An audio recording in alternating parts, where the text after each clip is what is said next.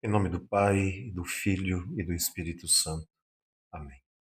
Vinde, Espírito Santo, cheie os corações dos vossos fiéis e acendei neles o fogo do vosso amor. Enviai o vosso Espírito e tudo será criado e renovareis a face da terra. Oremos. Deus, que instruístes os corações dos vossos fiéis com a luz do Espírito Santo, fazei que apreciemos retamente todas as coisas, segundo o mesmo Espírito, e gozemos sempre da sua consolação. Por Cristo Senhor nosso. Amém. Saudação, meus irmãos, minhas irmãs, a todos que nos acompanham, nossos paroquianos. Quero saudar a você que acompanha as nossas redes sociais. Estamos aqui num momento de formação para falar da solenidade que a Igreja vive neste tempo, final do tempo pascal, sobre Pentecostes.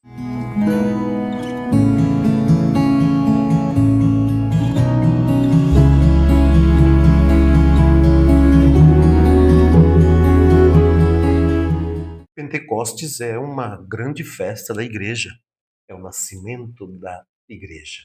Você deve ter acompanhado, né, os símbolos que estão na nossa matriz, ali na frente, à direita, quando você entra lá no presbitério, você vê lá velas, o ícone das línguas de fogo, o símbolo do Espírito Santo, que é uma pomba, por que da pomba, né? Então, estamos aqui para esta formação, para falar sobre Pentecostes. Pentecostes, originalmente, não era uma festa cristã, né? Em grego, Pentecostes, Pentecosté, significa quinquagésimo. Era uma festa judaica.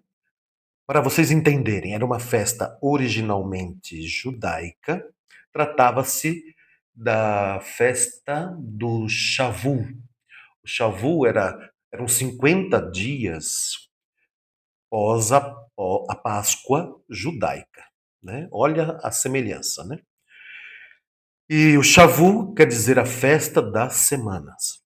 Então, no início, para os judeus era uma festa agrícola, né? A grande parte trabalhava ou de pesca, no tempo de Jesus, principalmente, pesca ou agricultura.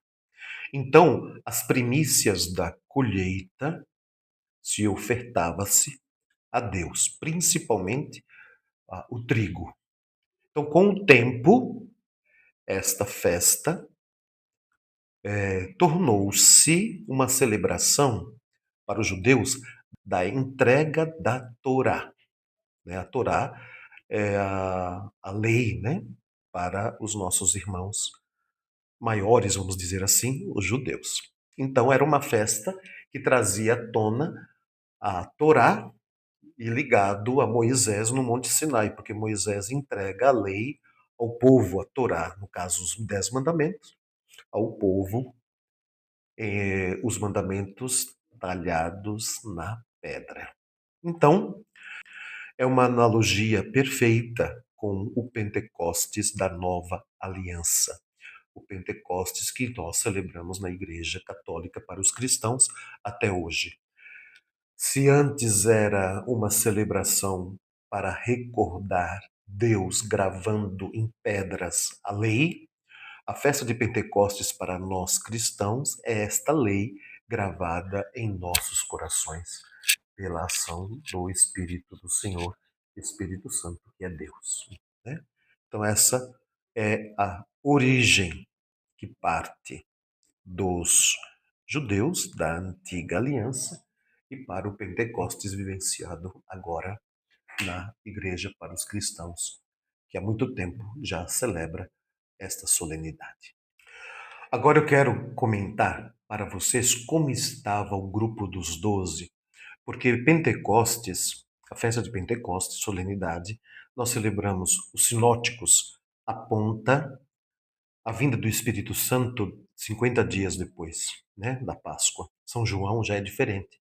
São João já coloca a vinda do Espírito Santo depois que perfura, transpassa o coração do Mestre na cruz, aquele momento que jorra sangue e água para São João, é a vinda, né, do Espírito Santo.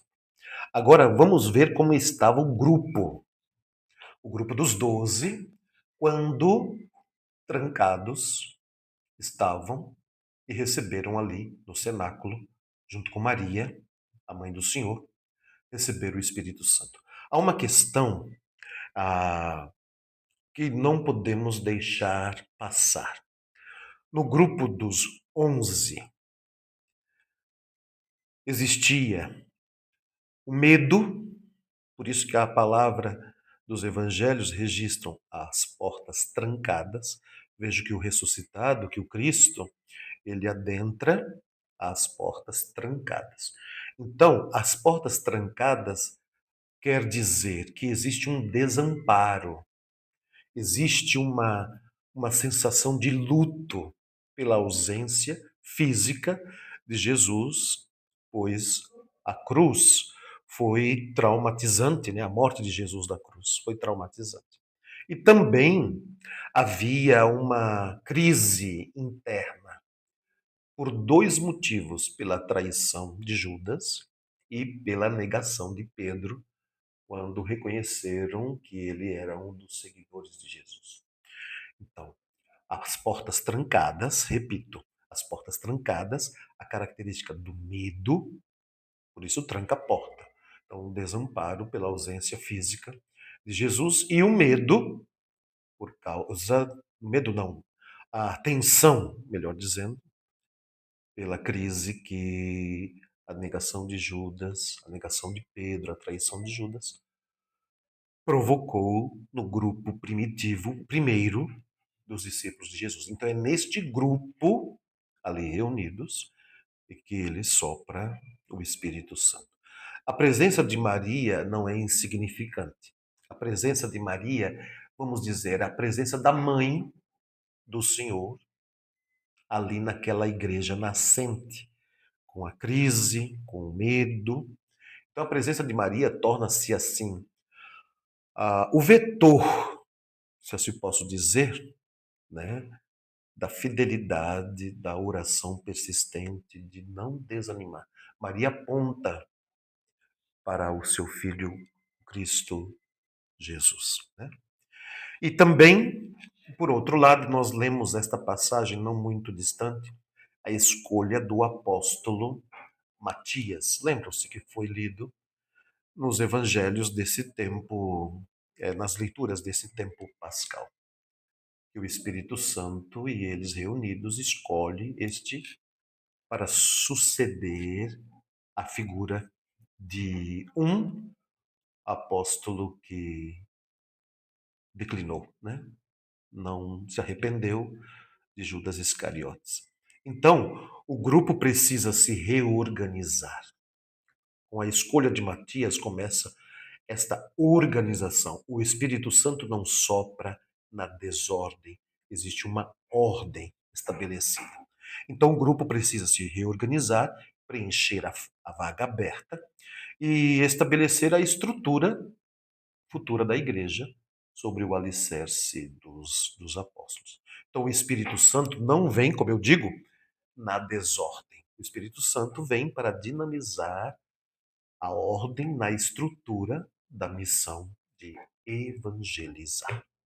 Então agora eu quero conversar com você sobre os símbolos do, da solenidade de Pentecostes. Aqui na paróquia nós fizemos uma novena, nos preparando várias paróquias que têm como padroeiro, né? Por exemplo, em Varginha nós temos uma paróquia onde o padroeiro é Divino Espírito Santo. Também fizeram um dia, ou fizeram 9 dias em preparação à solenidade de Pentecostes. Um dia eu celebrei lá.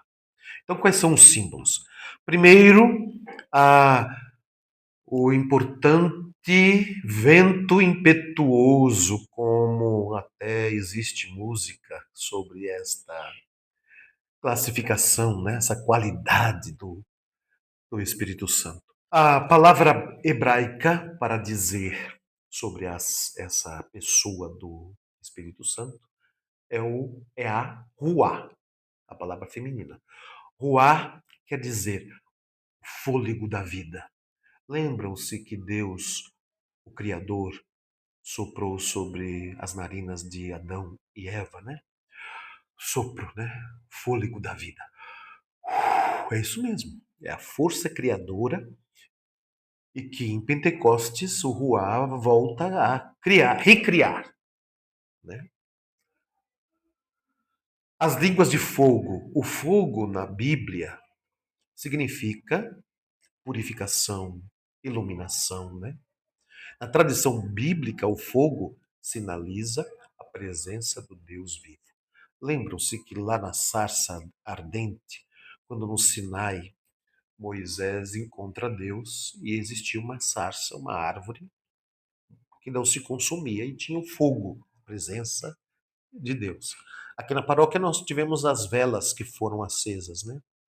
São 9 velas que a cada dia representava um dom do Espírito Santo, né? Os dons são 7, mas tivemos 9 por causa da novena. A grande diferença, no Sinai o fogo estava no topo da montanha, e o topo da montanha é inacessível. Em Pentecostes, no Novo Testamento, este fogo agora pousa sobre a cabeça de cada um dos apóstolos e sobre Maria, a Virgem Santíssima. Se você vê alguns ícones, algumas imagens, alguns quadros, né? Tem essa língua de fogo, onde Deus se individualiza em intimidade para cada membro da comunidade nascente. E o fenômeno das línguas. Aqui quer dizer o oposto teológico e antropológico. Gênesis 11, a Torre de Babel, conhecida como a Torre de Babel, os judeus queriam uma torre que chegasse até o céu, né? O contrário de Pentecostes, porque na Torre de Babel era o orgulho humano, né, que gerou dispersão e incompreensão, querem chegar até Deus. E em Pentecostes, nós temos o Espírito Santo que gera unidade na diversidade.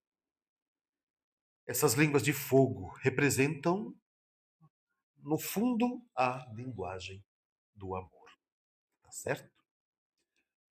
E o último ponto que quero tratar com vocês de Pentecostes é: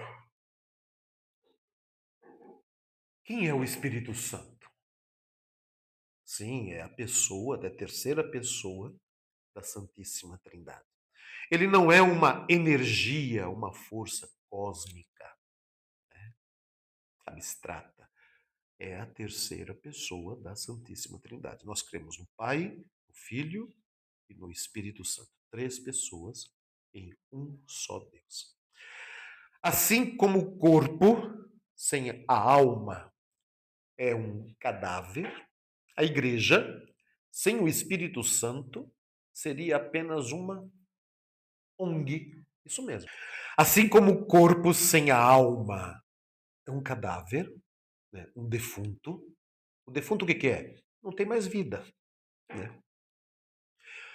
Seria a igreja. O que seria a igreja sem o Espírito Santo? Uma ONG, uma organização, uma instituição burocrática, bem organizada, né? Bem, no mundo inteiro. Mas é o Espírito Santo que dá à igreja a alma. Por isso que é uma ação do Espírito Santo, a igreja presente no mundo. E os 7 dons? Os 7 dons são frutos. São frutos para diferenciar os carismas, dados a todos na comunidade. Uns recebem os dons santificantes, sabedoria, entendimento, conselho, fortaleza, ciência, piedade e temor de Deus. São dons para a nossa santificação e a santificação dos demais. E, por último, qual a, a função, se a gente pode dizer, né? Como que o Espírito Santo poderá nos ajudar? hoje para. Hoje se fala tanto de gestão, né? Gestão de pessoas, gestão na contabilidade, gestão na escola, gestão na dimensão social, na ação social. Então podemos pensar assim, olha, o Espírito Santo, é, ele pode nos ajudar numa gestão para a transformação social. Claro, a igreja tem uma voz a dizer, a igreja somos nós. Nós não vamos ficar presos dentro da sacristia. O nosso fundador, Padre João Leão Deon, ele disse assim, ir ao... Se não disse, para nós ele diz assim, espiritualmente, é preciso ir ao povo, sair das sacristias, né? Então a gente sai dentro dessa dimensão de reparar, de transformar. Então o Espírito Santo tem este dom a nos dar para uma transformação radical do ser humano. O homem que tremeu diante de uma serva na noite da paixão, Pedro, que foi reconhecido, você é um seguidor dele. Tu és Galileu também, né? Então Pedro tremeu. Então tornou-se ele, pela transformação dada pelo Espírito Santo, o primeiro papa, né? O líder do grupo. Então a gestão do primeiro grupo foi dado a Pedro, né? Então Pedro se converteu milhares de pessoas, né? Quando Pedro fez o primeiro querigma, ele converteu 3.000 pessoas. A primeira igreja nasce global. Vários falaram línguas e alguns entenderam, né, nos seus idiomas. Isso é para dizer que a igreja ela nasce global, universal, a todos, né? Jesus Cristo vem para todos, não só para um grupo, né? A casa de Israel. Não. Ele é salvador de todos, né? Por isso nós cremos no Espírito Santo e na ação salvífica de Jesus. O papel do líder cristão, né, de pessoas engajadas na comunidade, inspirados pelo Espírito Santo, não é uniformizar as pessoas, mas harmonizá-las em torno de um mesmo propósito, que é o propósito de Jesus. Anunciá-lo para gerar novos filhos e filhas, novos cristãos, e gerar uma transformação radical, como transformou a vida dos primeiros apóstolos. O Espírito Santo te ajude, me ajude, para que possamos fazer aquilo que Cristo quer. Continuemos a missão de Jesus nos dias de hoje. Vem, Espírito Santo, vem sobre cada um de nós. Amém.